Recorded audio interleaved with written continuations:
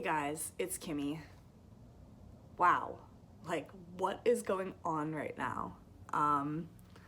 I feel like I need to say something. I feel like I don't have anything to say. Like I have no insight whatsoever on the current situation, but oh my god. This is so weird because really like we're not being asked to do anything insane. Like we're not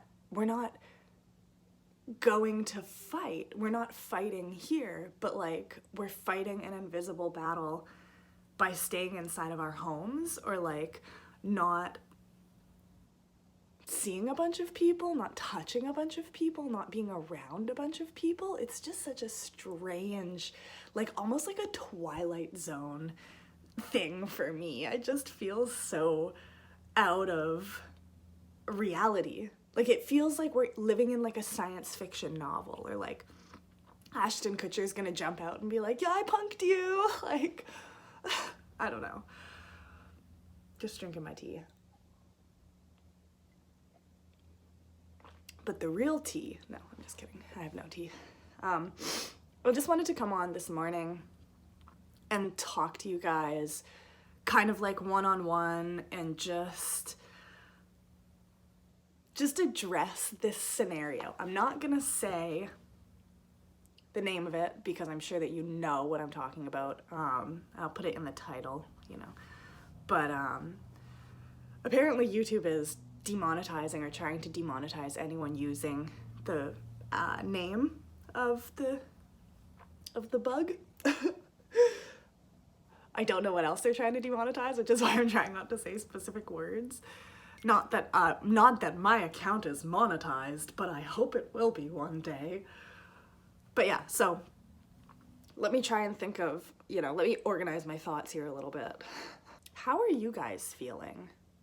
Like really, I mean, start a dialogue in the comments section. I will personally reply to every single comment, and I encourage you to reply to other people's comments and really just get a dialogue going. Like we're here for each other. That's all that we really have is each other, and I know that it feels weird or it feels frustrating or it feels scary to not be able to be with people, but that's what's best, guys, and it's temporary. This can't go on forever. It won't go on forever, but the longer that we kind of push back on it and say like, I don't know if I want to do that, or I don't know if I'm capable of doing that, or that doesn't affect me, and I'm not really at high risk, which we can talk about a little bit more. I'm not a doctor, I'm not a scientist, so all of the information that I've gotten is from like the World Health Organization and like news outlets, but I'm not even really following news outlets because that shit's crazy. Because I'm doing what I can do personally, and I'm not trying to say that like other people aren't doing what they can do. I think everybody I know is doing the job that they can do for this, which really is just staying home, which like when you think about it, our grandparents went to war when they were younger than us. Like they were men, boys, 16-year-old boys were using their brother's ID so that they could fight for their country because they wanted to. And then if they passed away, like they didn't even get the recognition that they deserved because they didn't have their own ID. Like that's only 2 generations ago, and we're just, all we have to do is like stay clean and don't be with too many people. And I don't mean like in one day. Like that's another thing too. I think that maybe people aren't fully understanding, or maybe I think people aren't fully understanding, or I didn't think about it at first, I guess, is like if you spend time with 2 people today, and then tomorrow you spend time with 2 different people, and then the next day you spend time with 2 different people, you could be carrying this, and you could pass it on to 6 people that way. Like, it's not just like, don't spend time with more than 3 people at once. It's like, don't spend time with all your friends every single day. Like, don't just chill. Netflix, we have Disney Plus. Like, guys, we have the content and the entertainment and the means, like the internet. We can talk to anyone we want from our couch. We can do our jobs, a lot of us, from our houses. That's awesome. Isn't that what we want? Isn't that what millennials and Gen Xers want, is to like stay at home? Obviously we want to socialize too, but like there's FaceTime, there's Skype. Like, you guys, we have Xboxes that we can play each other. Netflix apparently has a feature where you can all watch the same video together, and if one person pauses it, it pauses everyone. So it's like you're really together. Like, that's cool, virtually. I think we need to embrace that a little bit. And, you know, like I said, I don't really have any insight. I'm just kind of working through my own personal emotions about this, and I want to know how, you know, you guys, my subscribers, and even if you're not subscribed to me, like, how are you going through this? What are your feelings? Like, are you feeling anxiety? What are the people in your community doing? Are people taking it seriously? It's just, everyone's emotions are running high, and it's not, we don't have to be afraid. Like, there's no reason to be afraid. Things are weird. I personally have had like some ups and downs of anxiety the past few days. Like, yesterday I was pretty anxious.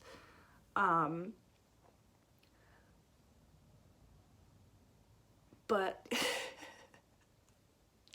I don't know, like, I have to keep going to work.